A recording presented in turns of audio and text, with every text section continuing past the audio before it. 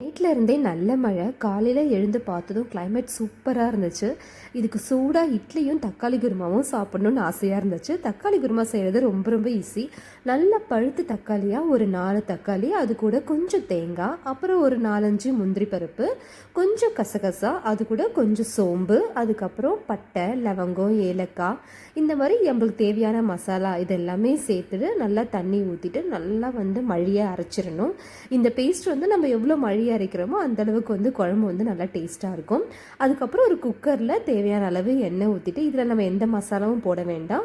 நம்ம கட் பண்ணி வச்சுருக்கிற வெங்காயம், பச்சை மிளகாய் இது ரெண்டும் சேர்த்து நல்லா வதக்கிட்டு அது கூட ஒரு ஸ்பூன் இஞ்சி பூண்டு பேஸ்ட்டு அதுவும் சேர்த்து நல்லா வதக்கிக்கணும். அதுக்கப்புறம் ஒரு கைப்பிடி அளவுக்கு புதினா, இது நல்ல ஃப்ளேவர் கொடுக்கும் நம்மளுக்கு.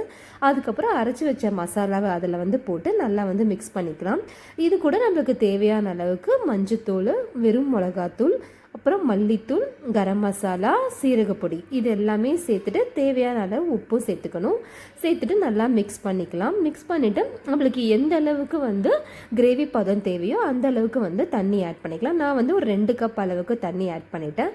இதையும் நல்லா மிக்ஸ் பண்ணிவிட்டு குக்கரை மூடி ஒரு 2 விசில் விட்டால் போதுங்க.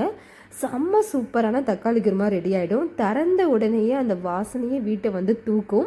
இதுக்கு தாளிப்புக்கு கொஞ்சம் எண்ணெய் ஊற்றி அதில் சோம்பு, கல்பாசி, அதுக்கப்புறம் ஒரு 2-3 பிரியாணி இலை இது எல்லாத்தையும் சேர்த்து அதில் தாளித்து போட்டோன்னா வாசனை செம்மையாக இருக்குங்க. வாசனை மட்டும் இல்லை, டேஸ்ட்டுமே சூப்பராக இருக்கும். நல்ல சுட சுட இட்லியை ஆவி பறக்க இறக்கி அதில் இது மேலே குருமாவை ஊற்றி நம்ம அப்படியே பிசைஞ்சு சாப்பிட்டோன்னா அல்டிமேட்டாக இருக்குங்க டேஸ்ட்டு.